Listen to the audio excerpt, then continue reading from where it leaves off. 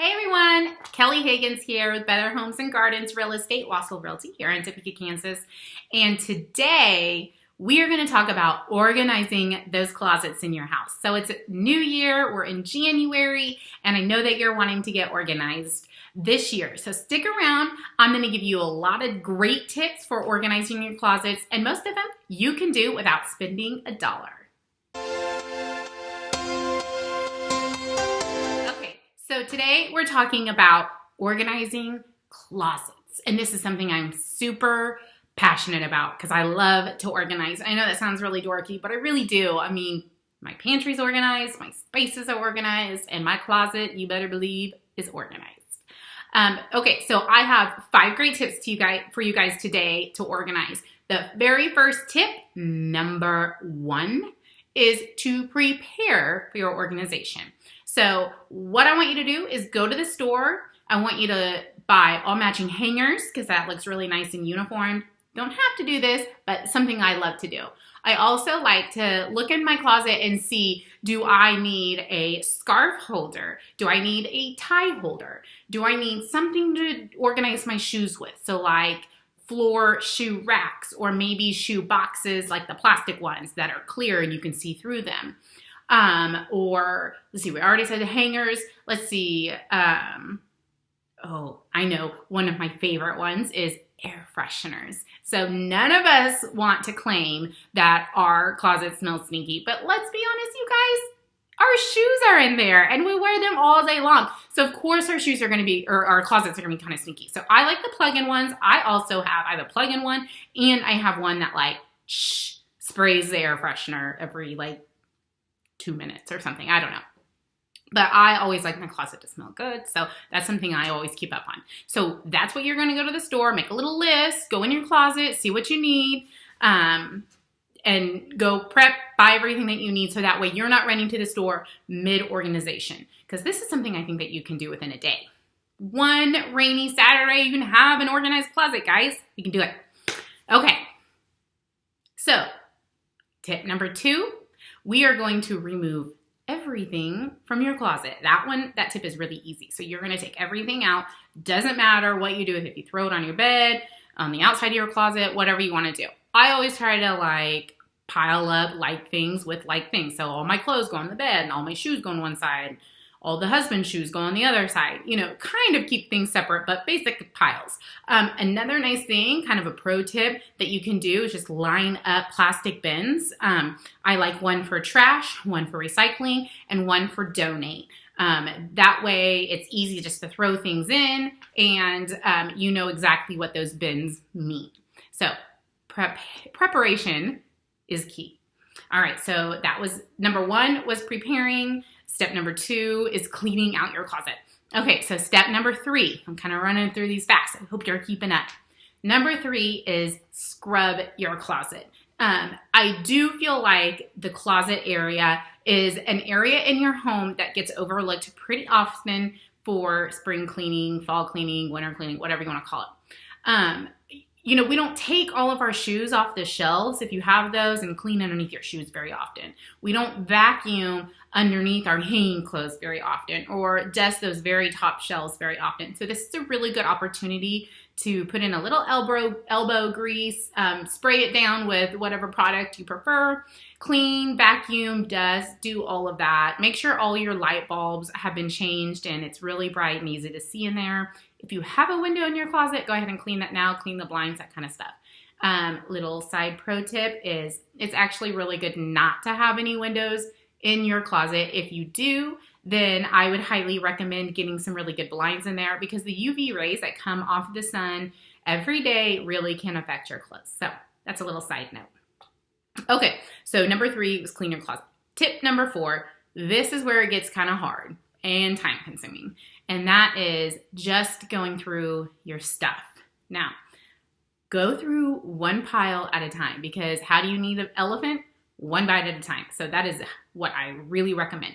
I personally prefer to start with clothing because that is really most of us, that's going to be the majority of the organization. So if you can get the one big thing out of the way, and it'll also make the biggest impact in your closet, once you see it in there all organized, you'll be a little bit more motivated to keep going. That's the best thing that you can do. So you want to go through each piece of clothing, make sure that there are no holes in it, there's no buttons missing. If there is, then that's a really good time to decide if you're going to repair it, donate it, or just trash it, depending on how bad it is. Another thing that people don't like to think about and we don't like to talk about is, does it still fit you? Maybe you've gained a little bit of weight. Maybe you've lost a little bit of weight. But if it doesn't fit you, I am not a huge fan of keeping clothes until you lose that 30 pounds. Because for one thing, we just beat ourselves up over losing weight. And every day that you go in your closet and you see those jeans sitting there that you just can't fit into, it's kind of a downer, and I don't like that. So I say, you know what? Get rid of those pants. And if you do lose the 30 pounds, go buy new ones. It's a treat, right? So if it doesn't fit, donate it, get it out of your house, get it out of your closet. Another thing is if you haven't worn it. A lot of us, I am super guilty of this, and it never fails. You donate something that you haven't worn in a long time, and then I swear to you, like a week later, I'm looking for that thing in my closet. So I always find something else to replace it, though. So honestly, if you haven't worn it, get rid of it. And sometimes if you have space to do this and you have time to do this, I like to go through my closet and pull things that I haven't worn in a long time, or I think maybe just aren't in style anymore or whatever, and I'll take that, bunch of hangers or whatever, and then I'll push the clothes that I wear often into the front, and I'll put that in the back. And if I haven't touched anything in that bundle of clothes in another, 30, 60 days, then get rid of it all. Donate it all, okay? If you're not wearing it, get it out of your closet. There's no need for it to be taking up that precious space, because honestly, none of us have enough closet space, okay? So after you go through it, that's when you want to make sure everything is right side out. Little side note is if you don't take it off the right way, I'm not hanging it up the right way. So everyone in my house knows that I only turn my clothes right side out. Okay, sorry, that was a little bit of a rabbit trail. So hang everything up correctly. Make sure everything's facing the same way. You're using those uniform hangers that you like. That might not bug other people, but for me, it bugs me. When I go in my closet and I see all these different colors, I hate it. But I know that hangers can also be kind of expensive if you're looking at going to the wooden hangers. I've done a little bit of research into this, and I have found that IKEA probably has the best price, and they're pretty good quality wooden hanger. I personally don't use them. I just use the nice plastic hangers that have the divots in them to hang if you have a spaghetti strap or, a sleeveless shirt or something that maybe needs a little bit of help staying on the hanger. I like that. Okay, so that was number 4, was going through your clothes and getting them hung up and getting ready to put them back in the closet. Also kind of going with number 4, but talking more about like shoes and that kind of stuff. Rogue. Make sure you have all matching shoes, that you haven't lost any shoes. If you have shoes that are very similar, maybe just pick your favorite one and keep that one and get rid of the other. If any of your shoes are damaged and you keep promising yourself you're going to go get it fixed, get rid of it. Because if you really loved them and if you really were going to get them fixed, you probably would have already done it. Okay, so the last and final step of organizing your closet after you've gone through all your different piles, that is putting everything back. I like to organize my closet based off of the type of thing that it is. So when you look at my shoes, I have all my high heels put together. I have all my booties put together. I have all of my boots put together, and I have all my flats put together.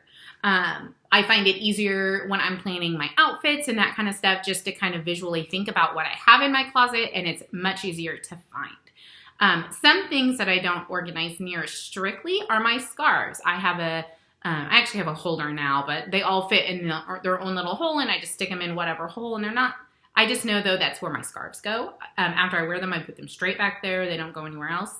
And I also have a plastic drawer organizer in my closet. In the very bottom of it's flip-flops, so I'm not constantly having to straighten up. I just know all my flip-flops are in that drawer. How I organize my clothes, some people might be a little bit more strict than this. but I only organize my clothing on the hangers based off of the sleeve length, and then maybe also a little bit of the season. So I go from spaghetti strap to long sleeve and just filter it, in between. And then I do separate my sweaters and obviously my pants and vest and jackets. Those do get separated as well. Pro tip, side tip, whatever you want to call it, only organize your closet as much as you're going to upkeep it. So I feel like sometimes people can go really overboard when they go to organize something, and then they just do it so much that they're never going to upkeep that organization. Example, I will never organize my closet based on color, because when I'm doing the laundry, I'm never going to sort out every single color. So to me, the color grid of my closet doesn't matter. What matters to me is I know I want to wear a long sleeve button down shirt today, and that's where they are. Or I want to wear a tank top under a jacket. That's where they are. And so I know when I'm doing the laundry that I will separate them every time like that.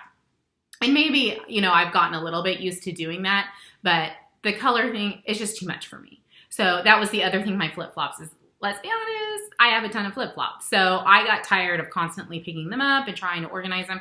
So I was like, you know what? I'm okay putting them out of sight in a nice drawer, but then just throwing them in there. I do the same thing with like pantyhose and little bralettes and stuff like that. I put them in a drawer and I know exactly where they all are, but they're not like totally organized. But I know I wouldn't keep that up, so I don't do that. So that was a little side note. And that's really it, guys. It's not as hard as you would think. You're probably going to have a lot of trash, and you're probably going to have a lot of donate, and that's okay, because that's great, because then those things are going to people that need it. But it will make you feel better, and I really do think it'll make your mornings better, and it'll probably make you in a better mood. You're going to be able to find a lot more things that you forgot you had, and hopefully just enhance your life. And I hope this video spoke to you guys. I hope that you enjoyed it, and if you want more of these, please make a comment. Let me know what you think or what topics you guys would like to hear. If you guys have any organized tips that I didn't mention, I would love to hear them as well, because I'm always learning. And so I hope you guys decide to share those with me. And as always, subscribe or follow me. I'd love to hear from you guys. Again, my name is Kelli Higgins. I'm a real estate agent in Topeka, Kansas at Better Homes and Gardens, Wastel Realty. You can always reach me on my cell phone at 785-817-9255 or email or message me. All right, guys, that's it for organizing our closets, and let's go get busy. Bye.